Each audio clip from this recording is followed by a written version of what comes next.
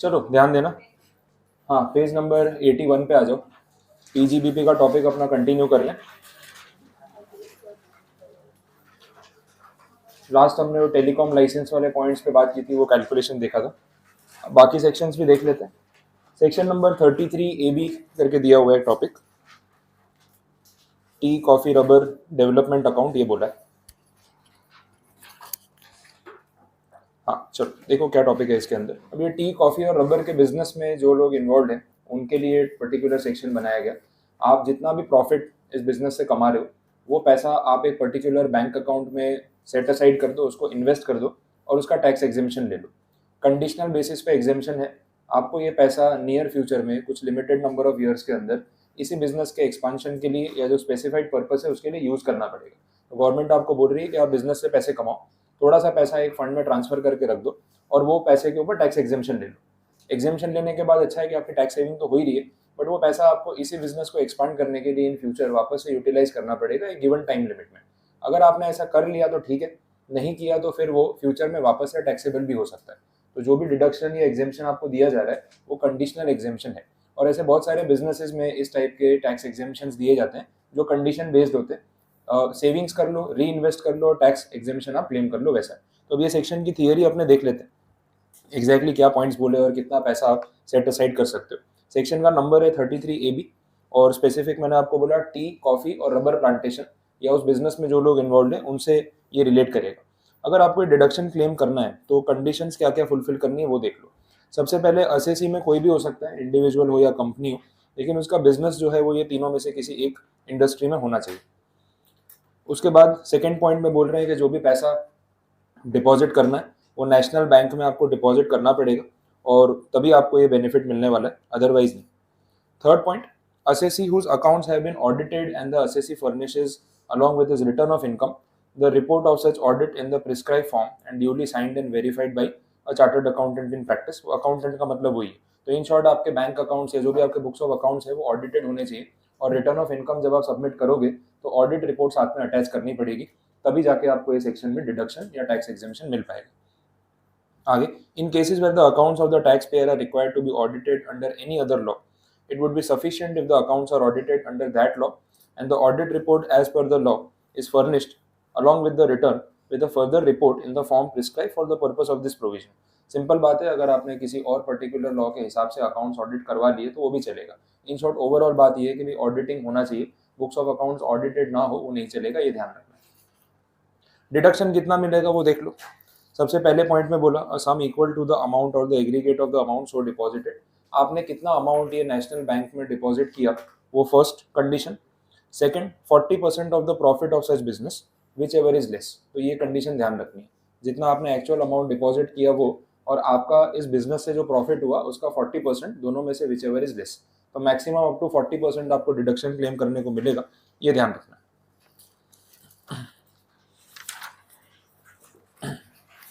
बाकी कंडीशंस भी देख लेते हैं। नोट में देख लो क्या बोला।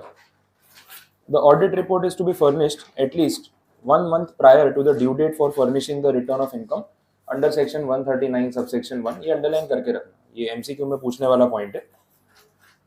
ऑडिट रिपोर्ट जो फर्निश करनी है वो कब तक फर्निश करनी पड़ेगी, पीछे भी बोला था कि रिटर्न के साथ साथ आपको ऑडिट रिपोर्ट भी देनी पड़ती है। वो ऑडिट रिपोर्ट आपको कब फर्निश करनी है उसकी डेडलाइन है। 139 सबसेक्शन 1 जो है वो अपना रिटर्न ऑफ इनकम का सेक्शन है, उसमें बताया हुआ है कि कौन से असेसी को कौन सी डेट तक अपने रिटर्न ऑफ इनकम फाइल कर देनी होती है।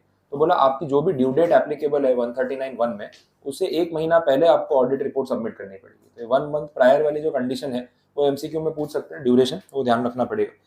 नेक्स्ट, सेकेंड पॉइंट में 115 बीएसई वाला पॉइंट आ गया, ये अपन ने लास्ट के लिए पेंडिंग रखा है ना। 115 बीएसई ऑप्शनल टैक्स स्कीम है, तो वहाँ पे कुछ ऐसा है कि अगर आप उस स्कीम में जाते हो तो टैक्स का स्लैब रेट कम हो जाता है, बट उसके सामने ये बहुत सारे डिडक्शंस आपके कट डाउन हो जाते हैं, बेसिक बात है। तो बोला जो 115 बीएसई में जाएगा उसको ये सेक्शन का ये 40% डिडक्शन और बेनिफिट क्लेम करने को नहीं मिलेगा, ये रिस्ट्रिक्शन आ जाएगा उस पर। तो आइदर ऑफ आप क्लेम कर सकते हो, या तो 115 बीएसई या फिर ये section. Next point, there is a restriction on the withdrawal of the amount standing in the credit of a special account of the assessee. That is, the withdrawal must be made either for the purpose specified in the scheme और in the following circumstances only. तो अगर आप ये पैसा, ये 40% profit set aside करते हो ये स्पेशल अकाउंट में, तो आप उसको विड्रॉ लिमिटेड सर्कमस्टांसेस में या लिमिटेड पर्पस के लिए ही कर सकते हो। तो कौन कौन से रीजंस के लिए आप कर सकते हो वो बताया हुआ है। पहला पॉइंट देख लो, क्लोजर ऑफ बिजनेस। तो आपने बिजनेस ही बंद कर दिया तो फिर अकाउंट में पैसे रख के क्या करोगे? वो फ्यूचर एक्सपांशन, वापस से री इन्वेस्टमेंट, वो बात तो अब आने वाली नहीं। ये एक वैलिड रीजन है जिसके लिए आप पैसा विड्रॉ कर सकते हो। ये सारे रीजन वैलिड है यहाँ पे, उसमें टैक्सेबिलिटी नहीं आएगी। कहने का मतलब ये हो गया। फिर death of an assessee, implied सी बात है, जो असेसी की डेथ हो गई तो पैसे उस अकाउंट में रख के कोई मतलब नहीं। जिस एचयूएफ के नाम से बिजनेस चल रहा था, जिसमें पैसे सेट असाइड किए गए, वो एचयूएफ का पार्टीशन हो गया ना, प्रॉपर्टी का बंटवारा हो जाता है फैमिली मेंबर्स में, वो चीज़ है। तो उसमें भी आप पैसा विड्रॉ कर सकते हो। अगर फर्म के नाम से बिजनेस चल रहा था तो वो डिसॉल्व हो गई, कंपनी के नाम से बिजनेस चल रहा था वो लिक्विडेट हो गई। तो ओवरऑल सारा बिजनेस क्लोजर का ही पार्ट है ये। तो इनमें से कुछ भी पॉइंट एप्लीकेबल है तो आप पैसा उस अकाउंट से विड्रॉ कर सकते हो, वापस से टैक्सेबिलिटी का प्रॉब्लम नहीं आएगा। ठीक है, वैलिड रीजन है। आप साइड पे लिख के रख सकते हो कि ये सारे वैलिड रीजन है फॉर विड्रॉल। दैट मीन्स यहाँ टैक्सेबिलिटी की बात नहीं होगी।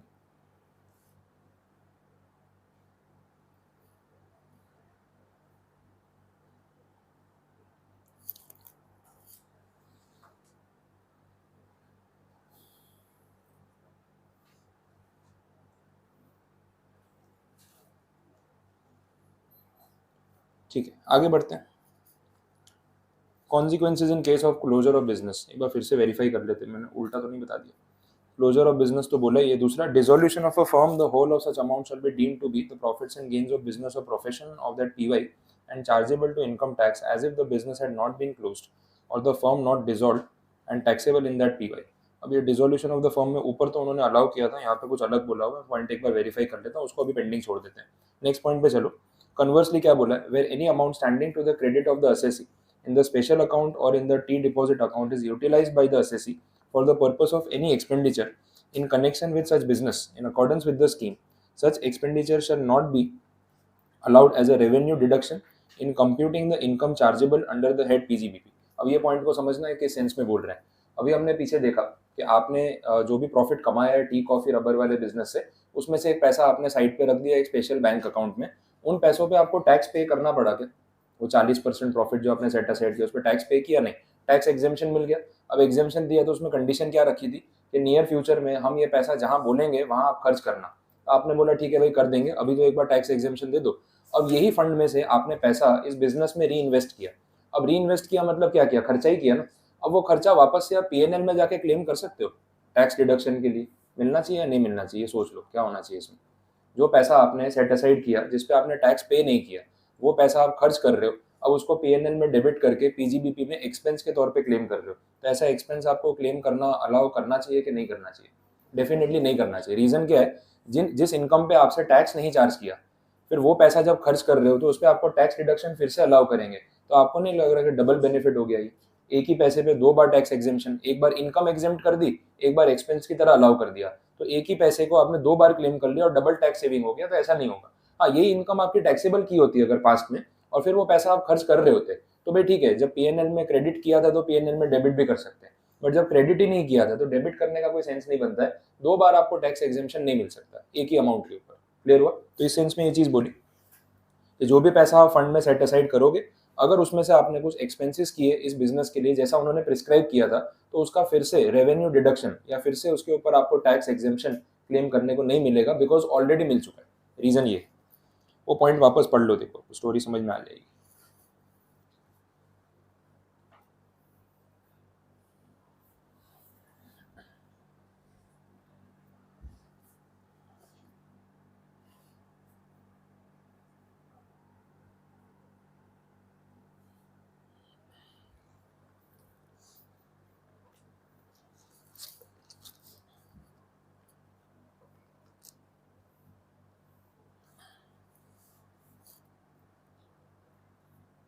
ठीक है, लॉजिक समझ आ गया? तो क्योंकि हमने ऑलरेडी इस अमाउंट के ऊपर कोई टैक्स पे किया नहीं था, डिपार्टमेंट ने ऑलरेडी बेनिफिट दे दिया। मीनिंग तो वही है कि पैसा आपके पास है, कमाया आपने, लेकिन उस पर टैक्स चार्ज नहीं किया। अब वो पैसा आप खर्च कर लो जैसा वो बोल रहे हैं, तो उसका वापस डिडक्शन आपको देंगे नहीं, तो फिर डबल बेनिफिट हो जाएगा। नेक्स्ट पॉइंट देखना, यहाँ पे नॉन यूटिलाइजेशन की बात हो रही है, वो वर्ड अंडरलाइन कर लो, नॉन यूटिलाइजेशन। इसका मतलब ये कि आपको बोला गया था कि पैसा आप साइड पे रख लो अकाउंट में, लेकिन इन फ्यूचर इस बिजनेस के एक्सपांशन के लिए टाइमली यूटिलाइज कर लेना। वो डेडलाइन चली गई और आपने यूटिलाइज किया ही नहीं। अब डिपार्टमेंट क्या बोलेगा, भाई क्योंकि आपने यूटिलाइज नहीं किया, हमारी कंडीशन नहीं मानी, तब टैक्स एग्जेम्पशन दे दिया था, अब वो टैक्स एग्जेम्पशन वापस ले रहे हैं, तो इस साल वो पैसा आपके लिए टैक्सेबल हो जाएगा। तो non utilisation is equal to taxability, simple सा पॉइंट है, आप साइड पे नोट करके रख लो। Non utilisation will lead to taxability.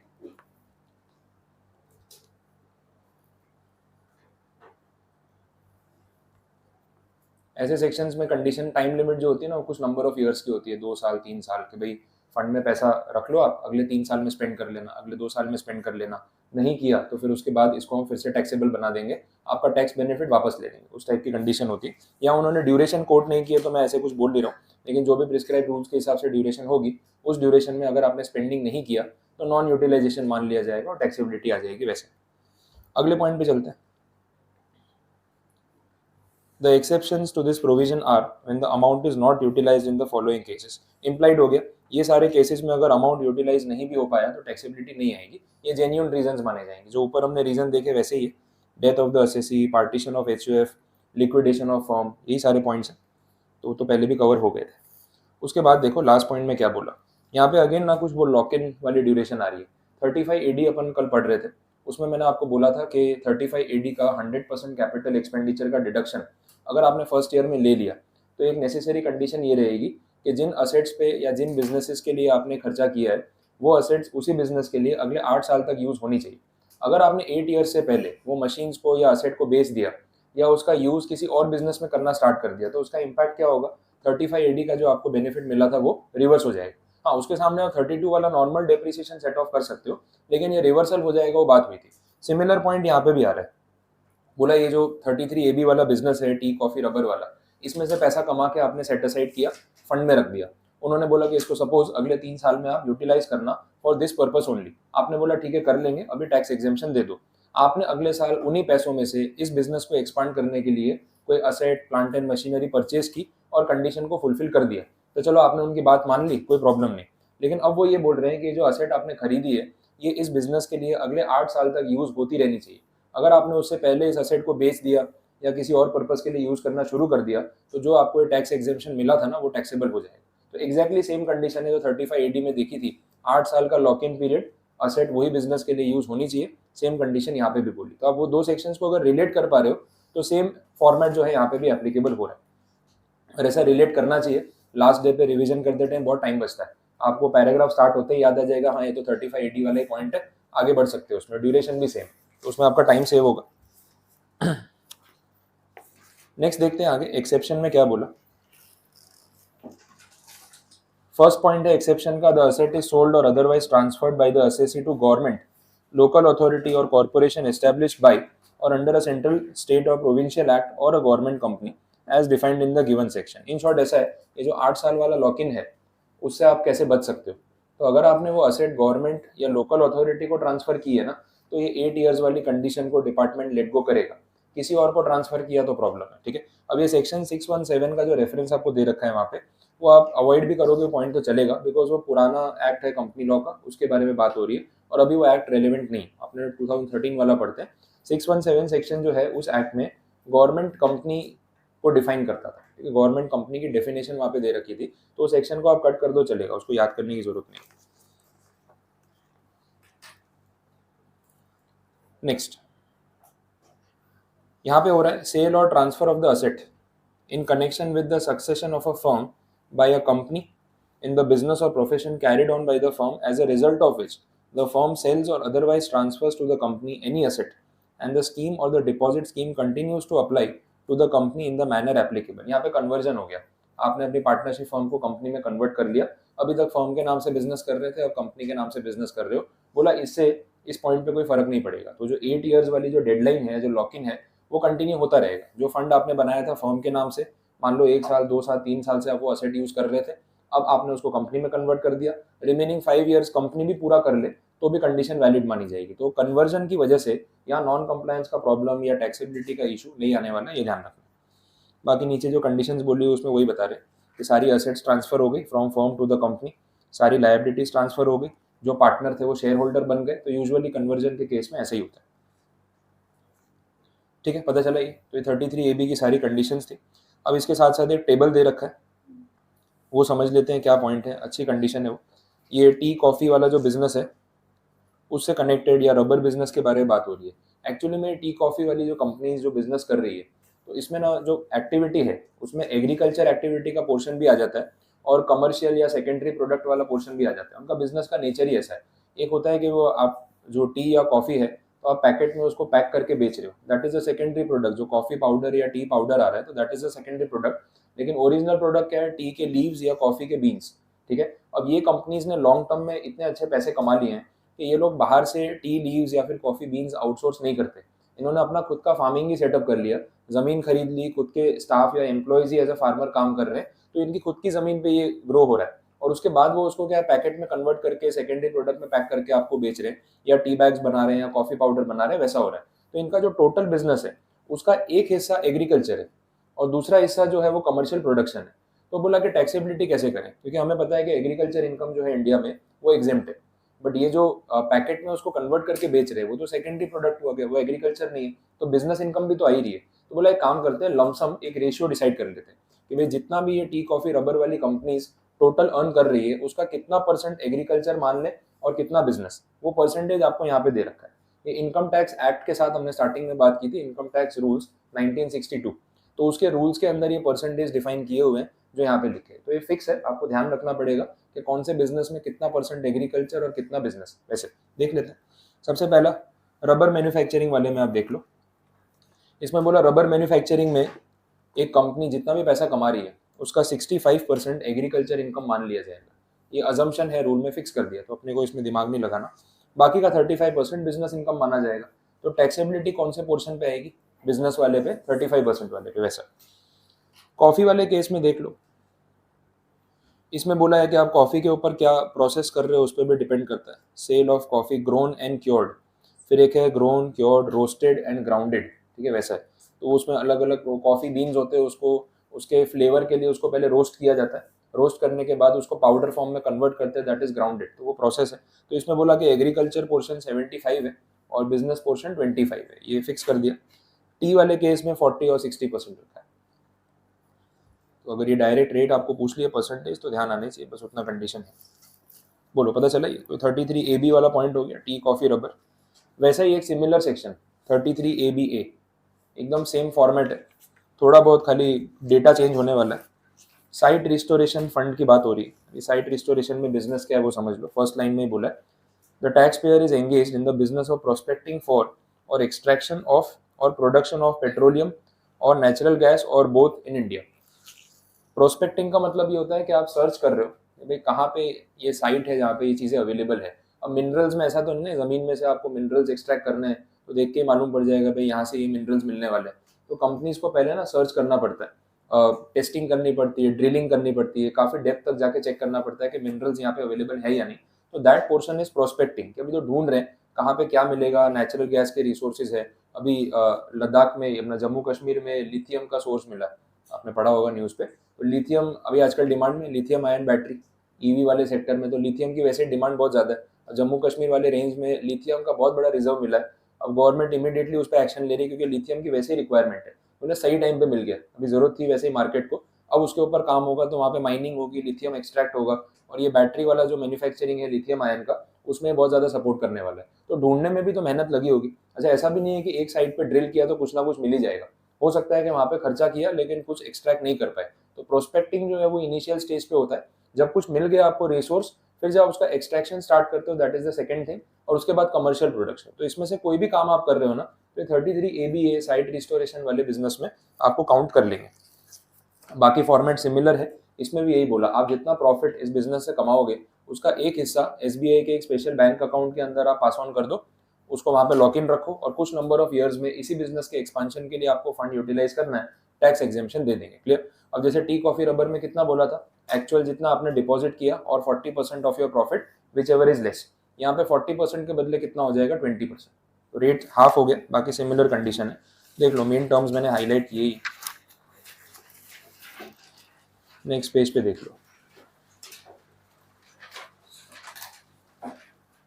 amount of deduction, a sum equal to amount deposited as mentioned above or 20% of profit whichever is less. Note में जितने points हैं exactly similar to tea coffee rubber, तो मैं 1 to 1 वापस discuss नहीं करा रहा हूँ, फॉर्मेट वही रहने वाला है। आप उसको घर पे थियरी में एक बार रीड करोगे ना तो भी पता चल जाएगा। बोलो यहाँ तक कुछ क्वेरी, कोई कंफ्यूजन, समझ आए सारे पॉइंट्स क्लियर है? चलो आगे बढ़ते हैं, नेक्स्ट सेक्शन पे चलते हैं।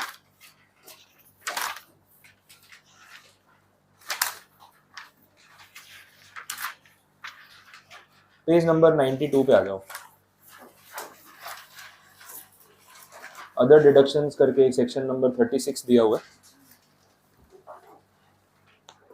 सिंपल सी लिस्ट है, हमने स्टार्टिंग में ही बात की थी, सेक्शन नंबर 30 से लेके 37 जो पूरा ब्लॉक है वो पूरा ब्लॉक एक्सपेंसेस का ब्लॉक है। 28 में आपने जितनी बिजनेस इनकम अर्न की पीजीबीपी में, उसके सामने जो खर्चे हो रहे हैं वो इन सेक्शंस में लिस्टेड है। जो खर्चा जहाँ पे लिस्टेड है आप उस बेस पे क्लेम कर लो, तो वही बात चल रही है। 36 में भी ऐसे डिडक्शन ही दे रखे हैं। फर्स्ट पॉइंट देखते हैं। फर्स्ट जो उसका एक्सपेंस है उसमें बात हो रही है इंश्योरेंस प्रीमियम की। अब इंश्योरेंस प्रीमियम आप किस चीज़ के लिए पे कर रहे हो उस पर भी डिपेंड करता है। यहाँ पे इन्होंने बोला है कि बिजनेस में जो स्टॉक है, जो इन्वेंट्री है, उसका आपने इंश्योरेंस करवाया, तो नेसेसरी है ये या नहीं? स्टॉक इंश्योरेंस बहुत ज़्यादा इंपॉर्टेंट होता है कंपनीज के लिए, बिकॉज अभी जैसे सूरत में भी कितनी बार आपने देखते हैं, अभी कोई मिल में 2-4 दिन पहले आग लग गई थी। अब डाइंग मिल में आग लग गई है तो कितना कपड़ा रखा होगा वहाँ पे। अब वो इन्वेंट्री है, स्टॉक है, रेडी करके रखा है, ऐसा कोई शॉर्ट सर्किट या फायर इंसिडेंट हो गया तो करोड्स ऑफ रुपीज़ का लॉस हो जाता है। तो ये सब चीज़ें बहुत नेसेसरी होती है। अब बिजनेस चलाने के लिए आपको ये stock insurance, inventory insurance, factory insurance करवाना ही पड़ेगा। उसका जो प्रीमियम कंपनी पे कर रही है, एसएससी पे कर रहा है, वो उसके लिए बिजनेस एक्सपेंस है, तो डेफिनेटली वो उसको उसके टैक्सेबल इनकम के सामने क्लेम करने को मिलना चाहिए, तो इस सब सेक्शन में अलाउ किया जा रहा है। Next, premium paid by employer for the health insurance of employees, ये भी बिजनेस एक्सपेंस हो गया। कंपनी अपने एम्प्लॉइज के हेल्थ इंश्योरेंस पे खर्चा कर रही है ताकि उनको कोई प्रॉब्लम हो जाए तो कंपनी को कुछ पे ना करना पड़े और डायरेक्टली इंश्योरेंस कंपनी उसको स्पॉन्सर करे, तो वो भी आप क्लेम कर सकते हो, उसमें ऑब्जेक्शन नहीं। बस ये बोला है कि जो भी इंश्योरेंस पॉलिसी आप ले रहे हो वो IRDA के थ्रू अप्रूव होनी चाहिए, तो वो तो वैसे भी होती है, कोई भी पॉलिसी IRDA के अप्रूवल के बिना आपने इशू नहीं कर सकते। Next point is bonus and commission, deductible in full as long as the bonus commission shall not be payable to them as profits or dividends if it had not been paid as bonus commission। ये underline करके रखना है condition, MCQ में काम आएगी। आप अपने staff को, एम्प्लॉयज को कोई बोनस या कमीशन अगर पे कर रहे हो तो बोनस या कमीशन का रीजन उनका, उनके एफर्ट्स, उनका काम होना चाहिए। तो होता है एम्प्लॉय बोनस दिया जा रहा है, कमीशन दिया जा रहा है, इंसेंटिव है, दे सकते हैं। वो इंसेंटिव भी कहीं ना कहीं वेजेस और सैलरी का ही खर्चा है, वो क्लेम भी कर सकते हैं, बट इसमें कंडीशन रखिए। अगर आप उसको बोनस या कमीशन बोल के पैसा दे रहे हो तो वो अदरवाइज डिविडेंड के नाम पे पेएबल नहीं होना चाहिए। ये सिंपल कर देता हूँ क्या हो रहा है, आपके एम्प्लॉयज के पास ना वो ईसॉप वाले शेयर्स है, हो सकता है ऐसा पॉसिबल है। अब ईसॉप वाले जो शेयर्स होते हैं वो भी तो नॉर्मल शेयर्स ही होते हैं। अब जब कंपनी डिविडेंड डिस्ट्रीब्यूट करती है तो जो ईसॉप वाले शेयर होल्डर्स है, अपने एम्प्लॉयज, उनको भी तो डिविडेंड मिलता है ना। अब डिविडेंड टैक्स में डिडक्टेबल एक्सपेंस है या नहीं है? डिविडेंड को आप टैक्स सेविंग के लिए क्लेम कर सकते हो या नहीं कर सकते? पीएनएल में वो नहीं होता है। डेट और इक्विटी का डिफरेंस है, अभी अपने बात कर रहे थे कि भाई डेट अगर हम ले रहे हैं तो उसमें जो इंटरेस्ट पे करते हैं वो पीएनएल में डेबिट होता है, टैक्स डिडक्टेबल एक्सपेंस है। लेकिन डिविडेंड तो पीएटी में से पे होता है ना, आफ्टर टैक्स वाला जो प्रॉफिट है उसमें से पे होता है, तो उसका कंपनी को कोई टैक्स डिडक्शन मिलता नहीं डिविडेंड वाले एक्सपेंस पे। अब कंपनी क्या सोच रही है, बोले यार ईसॉप वाले सारे एम्प्लॉयज हैं, इनको डिविडेंड देना है, डिविडेंड देंगे तो टैक्स तो क्लेम करने को इस पर मिलेगा नहीं, एक काम करते हैं इनको डिविडेंड नहीं देते, ऐसा बोल देते हैं कि हमने इनको बोनस या कमीशन दिया। मतलब डिविडेंड का पैसा कौन से नाम से दिया जा रहा है, बोनस या कमीशन के नाम से दिया जा रहा है, तो उसका क्या होगा, टैक्स बेनिफिट मिल जाएगा। तो बोला ये गलत है, ये नहीं चलेगा। तो जो पैसा एनीवेज डिविडेंड के नाम पे दिया जाना था उसको अगर आप बोनस कमीशन का नाम दे दोगे, हम यहाँ पे इसका डिडक्शन अलाउ नहीं करेंगे। लेकिन जेन्यून बोनस या कमीशन है, अप्रूव कर सकते हैं क्यों दिया जा रहा है, और डिविडेंड का हिसाब अलग है, ये हिसाब अलग है, तो आपको ये वाला अमाउंट क्लेम करने को मिलेगा। तो डिपार्टमेंट नहीं चाहता कि इस पे इनका कोई टैक्स रेवेन्यू का लॉस हो जाए, इसलिए कंडीशन स्पेसिफिक बोलती है। अब ये पॉइंट डायरेक्ट थियरी में यूज़ कर सकते हैं, वो 1-2 बार MCQs में यूज़ किया हुआ है, इसलिए मैंने आपको पहले ही बोल दिया कि अंडरलाइन कर लेना। नेक्स्ट पॉइंट देख लो, इंटरेस्ट ऑन बोरोड कैपिटल, इसको भी स्टार मार्क कर लो, ये पहले भी आया था, वापस याद करवा रहा हूँ आपको। वो कैपिटलाइज्ड इंटरेस्ट वाला पॉइंट याद है, मशीन खरीदी, अभी डिप्रिसिएशन में बता रहा था मैं कि मशीन जिस दिन पे हमने खरीदी उस दिन पे उसको इंस्टॉल नहीं किया, पुट टू यूज़ नहीं किया, सिर्फ अक्वायर किया। पुट टू यूज़ हमने किया 2 महीने 3 महीने के बाद, बट मशीन लोन पे ली थी तो EMI तो स्टार्ट हो गया डे 1 से। तो बोला जब तक आप पुट टू यूज़ नहीं कर देते, जब तब तक का जितना भी इंटरेस्ट कॉस्ट आप पे कर रहे हो वो इंटरेस्ट कॉस्ट कहाँ जाएगा, कैपिटलाइज होगा, जो असेट है उसकी वैल्यू में प्लस हो जाएगा और उस पर डिप्रिसिएशन मिलेगा। एक बार आपने उसको पुट टू यूज़ कर दिया, बिजनेस कमेंस कर दिया, कमर्शियल प्रोडक्शन स्टार्ट कर दिया, अब जो इंटरेस्ट आप पे कर रहे हो ना वो आपका रेवेन्यू एक्सपेंस है, वो पीएनएल में क्लेम करो अगेंस्ट योर पीजीबीपी इनकम। तो ऐसे हमने इंटरेस्ट के कॉस्ट को दो पार्ट्स में डिवाइड कर दिया था, एक कैपिटल वाला पोर्शन, एक रेवेन्यू वाला पोर्शन। ये एग्जैक्टली वही पॉइंट यहाँ पे फिर से बोला हूँ, अंदर की लैंग्वेज पढ़ के देख लो, याद आ जाएगा, देख लो। पुट टू यूज वाला जो फ्रेज है वो मैंने बताया था कि मैटर करता है।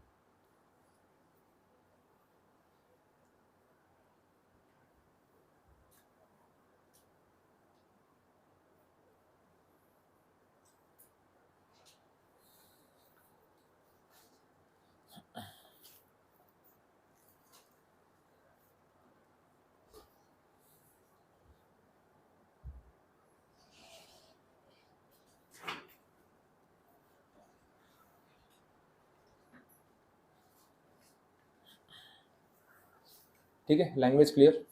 चलो आगे देखें। Next point, discount on zero coupon bond. पहले तो मीनिंग बता दो ये टर्म का, जीरो कूपन बॉन्ड क्या होता है, पढ़ा है आपने कुछ इसके बारे में पहले? जीरो कूपन बॉन्ड, हाँ बोलो बोलो, ट्राई तो करो। तो 12th स्टैंडर्ड में भी आता था ना थियरी में। हाँ, ट्रेजरी वो तो अलग कैटेगरी होगी ना, treasury bills. Zero coupon bond क्या था? जीरो कूपन क्यों बोल रहे हैं? बॉन्ड्स तो ठीक है, डेट सिक्योरिटी है, लेकिन जीरो कूपन का क्या मतलब होता है? इंटरेस्ट लगता नहीं है, मिलता नहीं है, हाँ ऐसा कुछ था। हाँ, और थोड़ा स्पेसिफिक, किसी को भी याद नहीं? अपने वर्ड्स में समझा दो ना, डेफिनेशन कहाँ बोल रहा हूँ। जीरो कूपन, कूपन का मतलब वही होता है ना, इंटरेस्ट या रिटर्न ऑन सिक्योरिटी। तो ऐसे बॉन्ड्स जिसपे आपको कोई इंटरेस्ट नहीं मिलने वाला, उसको हम क्या बोलेंगे? That is zero coupon bonds. तो फिर फायदा क्या हुआ बॉन्ड खरीदने का? आपने इन्वेस्ट किया, पैसा वापस मिल गया, इंटरेस्ट तो मिला ही नहीं, तो इन्वेस्ट करने का कोई बेनिफिट मिलता है उसमें? तो इनकम कैसे होगी इन्वेस्टर की, उसके बारे में कुछ आइडिया? और कुछ टैक्स सेविंग डिडक्शन उसके अलावा? एक्चुअली तो टैक्स सेविंग तो नहीं होता है, वो तो होगा या है, ऐसा कुछ बताओ ना। ये तो मुझे ही सवाल पूछ रहे हो ऐसा लग रहा है। ठीक है, मुझे ही बताना है ना, मतलब ठीक है मैं ही बता देता हूँ, रहने दो। जीरो कूपन बॉन्ड्स में क्या होता है? These bonds are issued at discount and they are redeemed at either par or premium. ठीक है, ये होता है। तो आप बॉन्ड की फेस वैल्यू 100 रुपीज़ है, बोला आज आप ये बॉन्ड 85 रुपीज़ में खरीद लो, तो बोला ठीक है 85 रुपीज़ में खरीद लेते हैं। अब रिडेम्पशन के टाइम पे आपको 100 रुपीज़ पूरा वापस मिलेगा, बट इस पूरे ड्यूरेशन का इंटरेस्ट नहीं मिलेगा, इसलिए बोलते हैं जीरो कूपन। लेकिन ये जो डिस्काउंट और पार के बीच का जो डिफरेंस है वही आपका रिटर्न हो गया।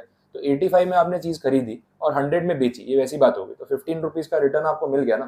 तो that is the return in zero coupon bond. लेकिन उस ड्यूरेशन में 1 साल 2 साल 3 साल जो भी बॉन्ड का ड्यूरेशन है, उसमें कोई रिकरिंग इंटरेस्ट आपको पे नहीं किया जाएगा, इसलिए बोलते हैं जीरो कूपन बॉन्ड वैसा है। अब पॉइंट यहाँ पे क्यों यूज हो रहा है वो समझो। डिस्काउंट लिखा ही है उसमें, ये तो डिस्काउंट है ना, 85 और 100 जो मैंने आपको बोला। अब जो ये बॉन्ड इशू कर रहा है उसके लिए तो एक खर्चा हो गया ना, दो पार्टीज है, जिसको इनकम हो रही है तो सामने वाले को एक्सपेंस भी तो हो रहा है।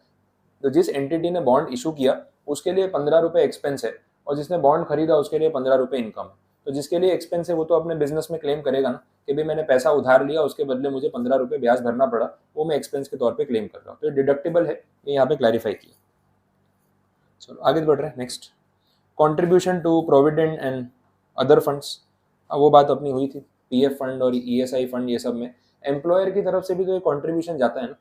एक आपकी सैलरी में से पैसा डिडक्ट कर रहा हूँ मैं, 10% 12% पीएफ का, वो अपनी जगह, लेकिन उतना ही पैसा मैं अपनी पॉकेट से भी तो कंट्रीब्यूट कर रहा हूँ, तो मेरे लिए तो वो भी तो कॉस्ट हो गया ना। तो जितना मैंने अपनी पॉकेट से कंट्रीब्यूट किया वो मैं यहाँ पे क्लेम कर सकता हूँ, लेकिन पेमेंट करने के बाद ही डिडक्शन मिलता है, ये हमें ध्यान रखना है। अगर आउटस्टैंडिंग है, मैंने पे नहीं किया, तो मैं डिडक्शन क्लेम नहीं कर सकता, ये कंडीशन होगी। ठीक है, इसके बाद employer's contribution to the account of the employee under pension scheme referred to in section 80 CCD। इसको नेशनल पेंशन स्कीम बोला जाता है, आपको लिख के रखना है तो वहाँ नोट कर लो। इसके बारे में अपने 80 CCD वाले सेक्शन में डिडक्शंस में डिटेल में बात करेंगे। National pension scheme, NPS scheme बोला जाता है। आपने नाम सुना होगा अटल पेंशन योजना, सुना? हाँ, तो अटल पेंशन योजना वही है, नेशनल पेंशन स्कीम है, उसका नाम रखा हुआ है। पहले राजीव गांधी के नाम पे थी, मोदी जी आए बोले ये क्या है, हर जगह राजीव गांधी इंदिरा गांधी दिख रहे, नाम थोड़े चेंज कर देते हैं, तो स्कीम का नाम चेंज कर दिया। स्कीम पहले से थी, ऐसा नहीं नई स्कीम है, लेकिन नाम चेंज कर दिया। ठीक है, तो ये नेशनल पेंशन स्कीम में जो पैसा कंट्रीब्यूट हो रहा है उसमें भी एम्प्लॉयर की तरफ से कुछ कंट्रीब्यूशन जाता है, उसका डिडक्शन उसको एम्प्लॉय कॉस्ट है और कुछ नहीं, तो वो क्लेम करने को मिलेगा। सिंपल पॉइंट है। Employee's contribution to welfare funds, ये वो वाली बात हो गई जो हमने की थी, जितने भी एम्प्लॉय वेलफेयर फंड है उसका पैसा एम्प्लॉयर उसकी सैलरी से डिडक्ट करता है। अगर वो उसको अपने पास रख लेता है तो उसके लिए इनकम मान ली जाती है, और अगर आगे ईपीएफ ऑफिस में सबमिट कर देता है तो उसका डिडक्शन ले सकता है। तो ये पॉइंट पे हम पहले ही बात कर चुके हैं। नेक्स्ट पॉइंट पे आ जाओ, बैड डेट्स। कैलकुलेशन वाइज ये भी एक इंपॉर्टेंट पॉइंट है, बैड डेट और प्रोविजन फॉर बैड डेट। इस पे आपको पीछे एमसीक्यू में कैलकुलेशन वाले सम्स मिल जाएंगे। तो ये दोनों पॉइंट्स को साथ में रिलेट करना पड़ेगा, क्लॉज नंबर 7 और clause number 7A। Clause number 7 is for bad debts and 7A is for provision for bad debts. अभी अकाउंटिंग में आपने किया हुआ है ना, बैड डेट रिजर्व क्रिएट करना एंड ऑल, तो भाई जितने आपके डेटर्स हैं उस पर आप एक एवरेज अजम्पशन ले लेते हो कि हर साल इतना % बैड डेट होता है, तो हम उसको ध्यान में रख के क्या करते हैं, प्रोविजन बना देते हैं कि भाई इतना बैड डेट अगर हुआ तो इसमें से यूज कर लेंगे। अब जो प्रोविजन आप बनाते हो उसका आपको टैक्स एग्जेम्पशन मिलता है, वो पीएनएल में आप एज एन एक्सपेंस क्लेम करते हो। तो इन फ्यूचर अगर एक्चुअल में बैड डेट हो गया तो फिर और बैड डेट का क्लेम अलग से मिलेगा कि ये प्रोविजन को पहले यूज करना पड़ेगा। पहले प्रोविजन यूज होगा तो वही कंडीशन यहाँ पे भी एप्लीकेबल है। आपने 10 लाख रुपए का बैड डेट रिजर्व बना दिया और वो आपने क्लेम कर लिया पीएनएल में, एक्चुअल में बैड डेट हुआ नहीं है, ये तो आपने प्रोविजनिंग की है कि फ्यूचर में हुआ तो ये फंड को यूज करेंगे, तो अभी से उसका टैक्स एग्जेम्पशन ले रहे हैं। अब इन फ्यूचर आपको 11 लाख रुपए का बैड डेट हो गया तो ये पूरा 11 लाख का बैड डेट फिर से क्लेम करोगे? नहीं, पहले आपको 10 लाख का रिजर्व यूज करना पड़ेगा। अगर एडिशनली और कुछ बैड डेट हुआ, जैसे यहाँ 1 लाख रुपीज एक्स्ट्रा हुआ, तो वो आप क्लेम कर सकते हो एज एडिशनल बैड डेट। लेकिन पहले तो रिजर्व को यूटिलाइज करना पड़ेगा जिसका टैक्स एग्जेम्पशन आप ऑलरेडी ले चुके हैं। क्लियर? अब यहाँ पे हम जो पॉइंट देख रहे हैं उसमें कुछ परसेंटेज दे रखे हैं। यहाँ पे बोला है कि प्रोविजन फॉर बैड डेट आप कितना कर सकते हो, और ये हर एक असेसी के लिए बात नहीं हो रही, स्पेसिफिक टारगेट किया बैंकिंग सेक्टर को। देख लो, फर्स्ट कैटेगरी में बोला इंडियन बैंक्स। अब बैंकिंग सेक्टर में आपको पता है बैड डेट के प्रोविजनिंग की कितनी रिक्वायरमेंट है, क्योंकि बैड डेट होने के चांसेस इनके काफ़ी रहते हैं, और एनपीएस जो अपने बोलते हैं बैंकिंग सेक्टर में वो हो सकते हैं। तो बैंक वालों को यहाँ पे बोल दिया कि आप एक फिक्स परसेंटेज पे बीडीआर या प्रोविजन बना लो, और अगर एक्चुअल बैड डेट हुआ ना तो इसी में से आप राइट ऑफ कर लेना। देखते हैं, सबसे पहले इंडियन बैंक वालों को बोला कि आप 8.5% बैड डेट का रिजर्व बना सकते हो। 8.5% किस पे गिनना है? On your adjusted total income. आपकी जितनी टोटल इनकम है, एडजस्टेड में कुछ चीजें प्लस माइनस होंगी इसलिए एडजस्टेड टोटल इनकम बोल रहे हैं, उसका 8.5% प्रोविजनिंग आप कर सकते हो। प्लस एक और भी चीज है, 10% of average aggregate rural advances. ठीक है, average aggregate rural advances. Rural मतलब वो विलेज एरियाज में जो आपने लोन्स दिए हुए हैं ना, उसका 10% आप अलग से प्रोविजनिंग कर सकते हो, बिकॉज ये फार्मर्स के लोन्स होते हैं और एकदम स्मॉल कैटेगरी के लोन्स होते हैं, तो इसमें बहुत बार डिफॉल्ट या आउटस्टैंडिंग वाली चीज़ें हो जाती है, बिकॉज जेन्युइनली उनके उतने पैसे नहीं होते कि लोन रीपे कर सके, तो वहाँ रिस्क फैक्टर थोड़ा सा ज़्यादा हो सकता है। तो बोला रूरल एडवांसेस जितने हैं उसका 10%, और आपकी एडजस्टेड टोटल इनकम जितनी हो रही पूरे साल की उसका 8.5%, ये दोनों को ऐड कर दो, इतना मैक्सिमम बीडीआर रिजर्व आप क्रिएट कर सकते हो वैसा, और इसका टैक्स एग्जेम्पशन ले सकते हो। दूसरा, अगर फॉरेन बैंक है इंडिया में काम कर रही है तो 5% एडजस्टेड टोटल इनकम का, इनको वो रूरल वाला कोई बेनिफिट नहीं दिया हुआ। और बाकी के जो फाइनेंशियल इंस्टीट्यूशंस हैं उनको भी 5% बोल दिया, इतना बीडीआर आप क्रिएट करके डिडक्शन ले सकते हो। अब एक्चुअल में जब बैड डेट होगा तो पहले ये रिजर्व को यूज करना। अगर बैड डेट इस रिजर्व के विद इन हुआ है तो कोई एडिशनल क्लेम तो आपको मिलेगा नहीं। अगर आपका एक्चुअल बैड डेट इस रिजर्व से ज्यादा हुआ है तो जो एडिशनल अमाउंट है वो आप बैड डेट के नाम पे क्लेम कर लेना। तो ये डिपेंड करेगा कि नंबर्स क्या है। फॉर एग्जाम्पल आपको नोट करना है तो देख लो साथ में, जैसे जो प्रोविजन आपने बनाया है, बैड डेट रिजर्व बनाया, जैसे मैंने बोला 10 लाख रुपीज़ का है, तो ये रिजर्व, इसका आपने डिडक्शन क्लेम कर लिया। ये डिडक्शन आपको कौन से क्लॉज में मिला होगा? क्लॉज नंबर 7A, जो अपन सेकंड वाला पॉइंट देख रहे हैं वो। ये आपने 8.5%, 10%, 5% जो भी एप्लीकेबल है इसके हिसाब से ही बनाया, ये क्लेम कर लिया। अब in future actual bed date हुआ 6 लाख रुपीज़ का, तो इसका कोई एक्स्ट्रा डिडक्शन आपको क्लेम करने को मिलेगा फिर से? नहीं, क्योंकि आपके पास रिजर्व ऑलरेडी पड़ा हुआ है। तो भाई ये 10 लाख में से यूज कर लो ना, पहले उल्टा इसमें से सेटल कर लो, 6 लाख माइनस कर लो, अभी भी 4 लाख रुपीज क्लेम करना बचा है जिसका आप टैक्स एग्जेम्पशन पहले ले चुके हो।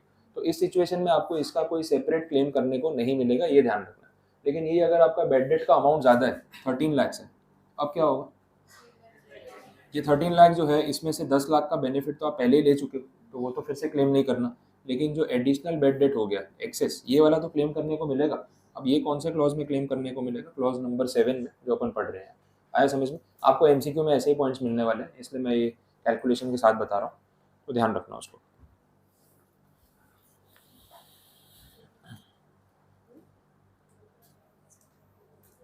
ठीक है, क्लियर ये पॉइंट, बीडीआर और एक्चुअल बेड डेट वाला। आपको डेटा भी दे देंगे, अगर कितना बेड डेट रिजर्व क्रिएट करना है वो क्वेश्चन भी आ सकता है ना, तो बता देंगे एवरेज रूरल एडवांसेस इतने हैं और बाकी का एडजस्टेड टोटल इनकम इतना है, तो इंडियन बैंक है तो कितना रिजर्व क्रिएट कर सकती है। तो ये चीज़ कैलकुलेट करनी पड़े तो 8.5% प्लस 10% वाला नंबर अपने यूज़ कर सकते हैं।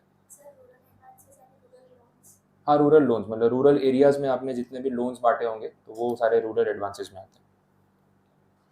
नेक्स्ट, तो ये बैड डेट और प्रोविजन वाला पॉइंट कंप्लीट है। इसके बाद नेक्स्ट एंट्री में बात हो रही है एक्सपेंसेस ऑन फैमिली प्लानिंग, ठीक है। तो इसकी तो इंडिया में अवेयरनेस की बहुत ज़रूरत है ऑब्वियसली। तो बोला कि अगर ऐसा अवेयरनेस क्रिएट, क्योंकि ये सबसे मिसअंडरस्टूड या मिस इंटरप्रिटेड टर्म है, ठीक है। फैमिली प्लानिंग का आइडिया ये था कि पॉपुलेशन को कंट्रोल करना, अपनी पब्लिक को लगा फैमिली प्लानिंग मतलब फैमिली को बढ़ाना, ठीक है। तो इंटरप्रिटेशन की कितनी इंपॉर्टेंस है वो यहाँ से भी समझ में आ रहा है। तो बोला कि इसके लिए कोई एक्सपेंडिचर हो रहा है ना तो उसका भी टैक्स डिडक्शन मिल सकता है। ये एक्सपेंडिचर कौन कर रहा है? एम्प्लॉयर। कंपनीज में, बिजनेसेस में अवेयरनेस प्रोग्राम्स भी करने पड़ते हैं। तो ये मैटर को लेके अगर आप अवेयरनेस प्रोग्राम कर रहे हो, उसमें कुछ खर्चा हो रहा है, उस खर्चे का डिडक्शन आप इस सेक्शन में ले सकते हो। अब बोला खर्चा कौन से टाइप का हो रहा है उस पर डिपेंड करता है। अगर कैपिटल एक्सपेंडिचर ऐसा कुछ है, ठीक है, जो बार बार उसका बेनिफिट आपको मिलने वाला है, तो आप उसको 5 इक्वल इंस्टॉलमेंट्स में राइट ऑफ करके थोड़ा थोड़ा करके क्लेम कर सकते हो। रेवेन्यू एक्सपेंडिचर है तो पूरा आप क्लेम कर लो, फिर उसमें कोई ऑब्जेक्शन नहीं है। वैसा सिंपल एंट्री। नेक्स्ट इसके बाद दो टर्म्स है, सिक्योरिटी ट्रांजैक्शन टैक्स और कमोडिटी ट्रांजैक्शन टैक्स। अब ये स्पेसिफिक जो है स्टॉक मार्केट या सिक्योरिटी से रिलेटेड चीज़ है। आप स्टॉक मार्केट में अगर ट्रेड करते हो, शेयर खरीदते बेचते हो, तो उसमें देखना एक कॉन्ट्रैक्ट नोट जनरेट होती है। आप जब ट्रांजेक्शन करते हो ना, कॉन्ट्रैक्ट नोट आती है, उसमें सारे चार्जेस पता चलते हैं। अपने जब बाई सेल कर रहे होते हो ध्यान रेट पे होता है, उसमें चार्जेस नहीं पता चलते, लेकिन उसमें बाकी की चीज़ें आपको पे करनी होती है। तो डीमैट अकाउंट का चार्ज होता है। एक गवर्नमेंट आपसे सिक्योरिटी ट्रांजैक्शन टैक्स चार्ज करती है, मतलब every time you make a transaction you have to pay transaction tax. ये प्रॉफिट और लॉस पे लगने वाला टैक्स नहीं है, ट्रांजैक्शन कितने रुपए का हुआ उस पर लगने वाला टैक्स है। तो आप कमा रहे हो या लूज कर रहे हो, गवर्नमेंट को तो अपना टैक्स उस पर मिल ही रहा है। और डीमैट अकाउंट के चार्जेस पे जीएसटी भी लगता है, आईजीएसटी भी आ जाएगा। तो ये सारी चीजें जो है वो कॉस्ट का पार्ट बन जाती है। तो जो लोग स्टॉक मार्केट के बिजनेस में है, एज ए ट्रेडर लोगों के पैसों से शेयर खरीद रहे हैं, बेच रहे हैं, और उसमें उनकी जो कमीशन इनकम आ रही है वो उनके लिए पीजीबीपी में टैक्सेबल है। तो सामने जो ये एसटीटी अगर उनको भी अपनी पॉकेट से कुछ पे करना पड़ रहा हो तो वो उनके लिए फिर टैक्स डिडक्टेबल एक्सपेंस होना चाहिए। तो बिजनेस पर्पज से अगर आप इनकम अर्न कर रहे हो इसमें, तो सामने एक्सपेंसेस क्लेम कर लो। Security transaction tax, commodity transaction tax बोलते हैं। कमोडिटी मार्केट में भी ट्रेडिंग होती है, एमसीएक्स का एक पोर्टल है जिसमें आप ट्रेडिंग कर सकते हो, तो ये उससे कनेक्टेड हो गया। इसमें इतना ही पॉइंट है, इससे ज़्यादा कुछ आएगा नहीं। तो 36 वाला सेक्शन जो है आपका यहाँ पे इसके साथ कंप्लीट है।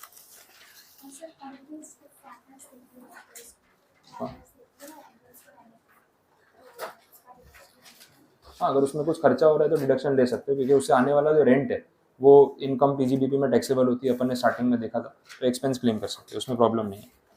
नेक्स्ट सेक्शन देखना इस ब्लॉक में 37, ध्यान दो 37 ये ओपन एंडेड या रेजिडुअरी हो गया, जो लास्ट है अपने इस ब्लॉक का 30 to 37 वाला। 37 सेक्शन में ऐसे ही बोल दिया कि जो भी खर्चे पिछले सेक्शंस में स्पेसिफिकली कवर नहीं हुए, जिनका नाम नहीं आया लेकिन है आपके बिजनेस से कनेक्टेड, तो वो एक्सपेंसेस आप इस सेक्शन के बेसिस पे क्लेम कर सकते हो। तो ये सेक्शन रखना जरूरी था, मिसलिनियस वाली लिस्ट हो गई और कुछ नहीं है। आइडिया वही है, कंडीशंस में भी यही बातें लिखी है। नोट में कुछ चीजें क्लैरिफाई की है, वो देख लो। सीएसआर एक्सपेंडिचर जो है उसकी बात कर रहे हैं, ये आपने पढ़ा हुआ है। It is not constitute to have been incurred for the purpose of business profession. CSR में जो खर्चा हो रहा है उसका क्या टैक्स एग्जेम्पशन क्लेम कर सकते हैं क्या? सीएसआर में बात ही यही होती है कि बिजनेस के लिए अगर खर्चा करोगे वो सीएसआर नहीं माना जाएगा। समाज सेवा करनी है, एम्प्लॉय के लिए एक्सपेंस किया, उनकी फैमिली के लिए एक्सपेंस किया, वो सब चीजें सीएसआर नहीं होती। और अदरवाइज कर रहे हो तो सीएसआर है। तो जो एक्चुअल में सीएसआर एक्टिविटी है उसमें जो खर्चा कर रहे हो बिजनेस से कनेक्टेड ही नहीं है ना, तो उसका आपको डिडक्शन यहाँ पे पीजीबीपी इनकम के सामने नहीं मिलेगा। दोनों चीजों को सेपरेट रखना है। नेक्स्ट पॉइंट देखना, advertisement expenditure. Advertisement expenditure in souvenirs of political parties representing contribution for political parties would be disallowed. Political parties को कंट्रीब्यूशन दिया, पॉलिटिकल पार्टीज के न्यूज़पेपर भी चलते हैं, उसमें आपने एडवर्टाइजमेंट दे दिया, ये भी इनडायरेक्ट फंडिंग हो जाती है। तो बोला वो खर्चा आपको एडवर्टाइजमेंट एक्सपेंस में क्लेम करने को नहीं मिलेगा। तो किसी भी पॉलिटिकल पार्टी के थ्रू ऑपरेट होने वाले न्यूज़पेपर में अगर आप बड़ी सी ऐड दे दो और उनको पैसा दे दो, बोले नहीं ये तो एडवर्टाइजमेंट का एक्सपेंस है, डिपार्टमेंट खुद ही बोल रहा है कि हमको पता है कि ये फंडिंग है, इनडायरेक्ट तरीका हो गया पैसे देने का, वो ऐड तो सिर्फ एक बेसिक फॉर्मेलिटी है, उसके सामने आपने जो पैसा दिया है वो आपने पार्टी को फंडिंग की, बोला उसको एडवर्टाइजमेंट एक्सपेंस के तौर पे हम यहाँ पे डिडक्शन में अलाउ नहीं करेंगे। स्पेसिफिक डिनाई किया तो हमें वैसे ही फॉलो करना पड़ेगा। इसके बाद एग्जाम्पल्स दे रखे हैं 37 सबसेक्शन 1 में, ये पूरी लिस्ट है। एग्जाम्पल से तो इलस्ट्रेटिव रहेगा, ऐसे और भी पॉइंट्स हो सकते हैं। ये वो सारे एक्सपेंसेस की बात हो रही है जो यूजुअली 37 में आ सकते हैं या नहीं आ सकते, क्लैरिफिकेशन है। तो आपको अगर गो थ्रू करना है तो एग्जाम्पल्स के फॉर्म में उसको पढ़ सकते हैं। मैं 1 to 1 डिस्कस नहीं करा रहा हूँ, उसकी कोई नीड नहीं है। उसके बाद कुछ स्पेसिफिक एग्जांपल्स है, वो लिस्ट को एक बार स्किप करके आगे आओ। सर्टन अलाउेबल लॉसेस करके बोला हुआ है,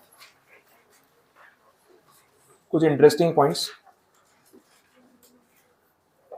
फर्स्ट पॉइंट देखना उसमें, रॉबरी और डेकोइटी, ये खर्चा है।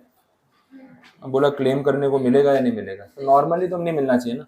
रॉबरी और डेकोइटी तो कोई ऐसा बिजनेस का पार्ट थोड़ी ना है कि हमारे बिजनेस में तो चोरी होती रहती है, या चोरी करने का ही बिजनेस है हमारा, ठीक है। तो कभी कभी हमारे यहाँ भी चोरी हो जाती है वैसे। तो बोला ये एक्चुअली में तो इसका कोई टैक्स एग्जेम्पशन मिलता नहीं है, लेकिन बहुत सारे बिजनेसेस में ना ये अनअवॉइडेबल हो जाता है, या फिर पार्ट ऑफ द बिजनेस है कि ऐसा होने ही वाला है। ट्रांसपोर्ट का काम है, गुड्स रास्ते में चोरी हो जाते हैं, बहुत बार ऐसा होता है। ट्रांसपोर्टेशन वाले केस में जो ये ट्रक्स जा रहे होते हैं ना, इनको भी लूट लिया जाता है रास्ते में। तो बहुत सारे रूट्स तो ऐसे हैं जहाँ हाईवे है या फिर वो जंगल एरिया के बीच से हाईवे जा रहा है, अगर रात को ट्रक वहाँ से जाएगा तो ये लूटने वाले आ ही जाएंगे, ट्रक रोक लेते हैं, सामान उतार लेंगे, जितना चाहिए आप कुछ नहीं कर सकते।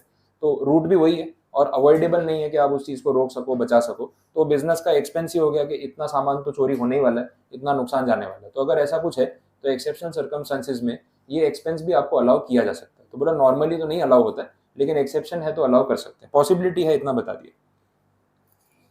नेक्स्ट, एम्बेजलमेंट, थेफ्ट, ये मैंने आपको पहले भी समझाया था कि छोटे मोटे अमाउंट की चोरी कैश वाले बिजनेसेस में होती है, तो वो पार्ट ऑफ द कॉस्ट हो जाता है। Loss due to non recovery of advances, ये तो बैड डेट वाली चीज़ हो गई भाई, एडवांस दिया आपने, रिकवरी नहीं हुई, सामान नहीं मिला, सामने लॉसेज हो गए, तो क्लेम कर सकते हैं। तो ये जनरल एग्जांपल्स थे। तो 37 वाला जो सेक्शन है आपका इसके साथ यहाँ पे कंप्लीट है, ठीक है। अब ब्रेक ले लो 5 मिनट, फिर आगे और टॉपिक्स पढ़ाने वो देख लेते हैं।